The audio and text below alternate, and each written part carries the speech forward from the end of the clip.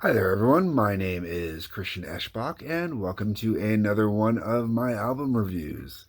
I decided to do a double shot of Ghost, and we are looking at Ghost BC, Infest, hold on, Infestissumam, ma'am, Infestissumam. I'm gonna put it up here. My Latin's not so good. My fake Latin's not so good either. Um, Infestissumam. That's the title track as well. It's this great little operatic, almost orchestrated, orchestral choir accompanied big grandiose opening with some nice heavy riff into it. It's actually a really nice intro to the album. Gets you going really good, I think. It's where I want to be anyways. All right, then we get into per aspera ad inferi. Oh my lord, the Latin on here, hoy. Okay, so if none of you are familiar with Ghost is kind of Ghost is the Beatles meet the Beach Boys meet some heavy metal meet church choir.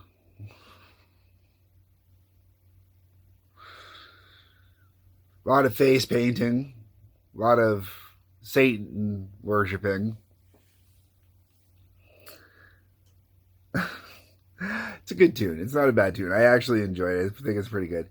It's a good second tune. It's kind of one of those ones where it's placed properly. It's not a bad tune. You can enjoy it, but it's not going to necessarily 100% stand out and pop out to you. So, second track on there, you got a really strong lead. Second track kind of gets the ball going. Then we get to Secular Haze. Now, I've already discussed Secular Haze when I did my last Ghost review for If You Have Ghost. And Secular Haze isn't a bad tune. I'm not sure why it's on both the EP and this one at the same time. I really should do a little research on that. I haven't. But I'm just listening to the albums. So, then we go to Gigolo Har Megado. Megadu? Gigolo Har Megadu. The song's a lot cooler and a lot more enjoyable than trying to say the name is. I really get into this one. I really like the drumming on this one. It really kind of... Or is it this one that I like the drumming on? Could be this one. I think this is one of the ones I like. There's a few tracks on here I really dig the drumming on. This one, though, this one really has a pop to it. It really has a good tune, good riff in that. I think in this case, the biggest thing that it would suffer from is the title and the actual song, kind of trying to mesh them together for the casual listener.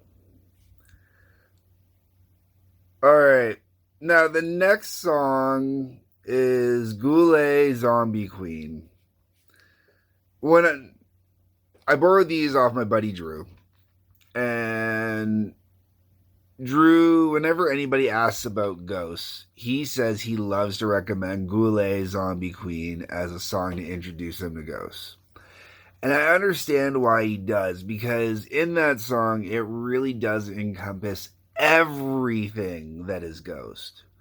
At the same time, I think it might be too much for the average listener, because when I listened to this song, when Drew recommended this song to me years ago, and I listened to it, it was a live track, and it wasn't really... It didn't grab me the way it should have grabbed me. It was kind of... I was kind of like, Drew, what did you get me in here? This doesn't seem as cool as what I thought Ghost was going to be, based off of other stuff I heard.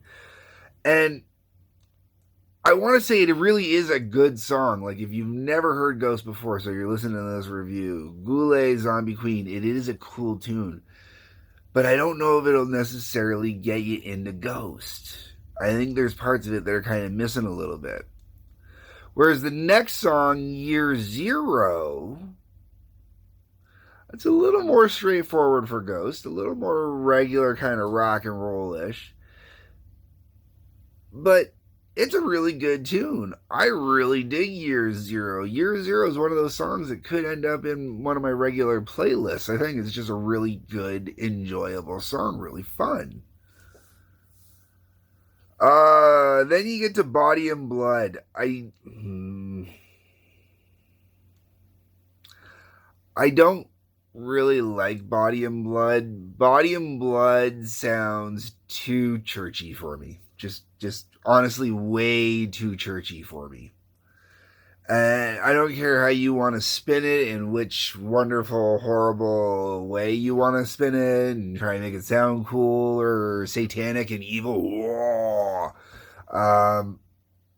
Body and Blood it's the one song on this album I definitely just want to tune out on. No. Then we get into Idolatrine, and once again, I really dig this song. This is another song. This one definitely has a drum line that I really, really enjoy on it. And I really get into Idolatrine, and I really think it's got some good catchy hooks to it and everything like that. And I think Idolatrine is another great example of a good quality Ghost song. If I'm going to try and describe Ghost, based off of the two albums I've listened to, if I'm going to try and describe Ghost, I think Idolatrine is a better song I would go with on this one. After that, we get to Depth of Satan's Eyes. I'm not sure how I feel about Depth of Satan's Eyes. It's not bad, but it's not... I think it gets a little more churchy again. And then the album, according to how it's listed here, the album finishes with Monstrance Clock. That's really cool. I really get into that. I really think Monstrance Clock is a really cool, solid song to end this album with. It's also, I think, one of the more dynamic songs on this album. I mean, all the songs on this album have a rich, rich tapestry of music woven into them.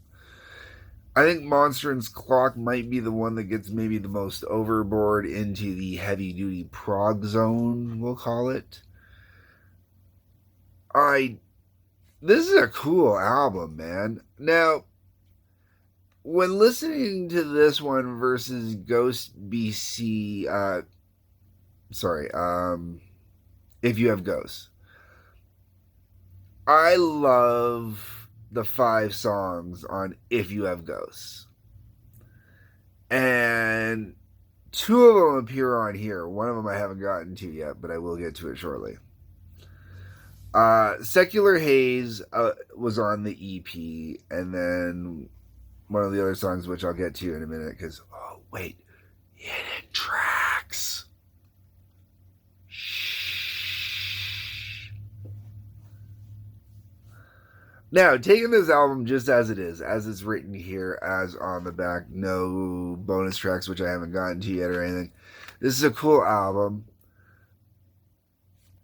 but the If You Have Ghosts EP, I think, has more pop to it, has a little more grab, has a little more bite, we'll call it, for lack of a better description.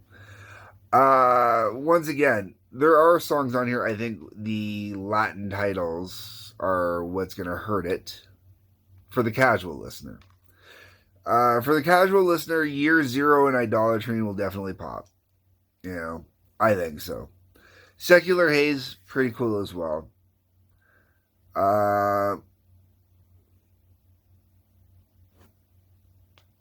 Yeah, I don't really have anything else to really say about this album other than it's really cool. I haven't looked at the artwork at all except for what's on the front here and what's in the back there, and that's pretty cool. I haven't read anything, and any information I know is just information that, Drew's told me along the way. I'm not going to put any of the internal artwork up here because I'm not going to risk getting flagged by YouTube as I go to flip open the book and look at it. Lyrics are inside. Lyrics are good with this stuff, I will tell you that. It does not hurt to have the lyrics to read while you're going through, that's for sure.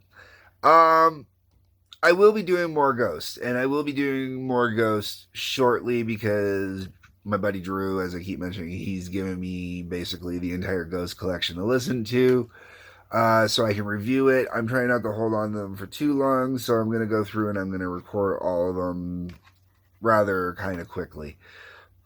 But for you guys, as the viewer, you're going to see them kind of more broken up. So you're going to get a double shot now, and then I might do another double shot in a little bit, and then another double shot after that or something. I haven't decided exactly how I'm going to break down the CDs that are left. Because I can't remember if there's 3 or 4 CDs left for me to go through. I think there's 3. But either way, so far, I'm really digging Ghost. I dig this album. I'm really digging getting into it. I didn't realize, I didn't start at the beginning. There is an album that comes before this. This was a 2013 release, and the EP I covered was a 2013 release. There's a 2011 release, which I will probably do as my next review. I haven't really looked at it or anything yet, so I don't have any specifics. Anyways, those are my thoughts on Ghost. You can leave me your thoughts in the comments section. Let me know what you think. Let me know what you think maybe I should look out for as songs that you think are highlights for Ghost albums I haven't covered yet. Otherwise, so leave a comment, hit the like button, hit the subscribe button, hit the share button. That always helps. Otherwise, folks, peace, love, take care. Remember what I said about secret bonus hidden tracks? Oh, here we go. All right, so you got La Mantra Mori, which it's really interesting with that one because that one has like a minute or so of dead space before it actually kicks in. So it can really throw you off. You don't realize that the CD's done, and then all of a sudden, boom, it comes back to life. That one's not a bad tune. I really dig that. Honestly, the whole way around, it's just enjoyable. It's fun. And then the album finishes with I'm a Marionette. Now, I've already covered that one because that one was on the If You Have Ghosts. It was the song right after If You Have Ghosts. I like the bonus tracks, and I really think the bonus tracks add something into this. I think it was really cool, and they're really fun and enjoyable. And I really hope that you like the way I threw this in at the end, because that is really how it kind of feels at this album when they show up. So, until next time.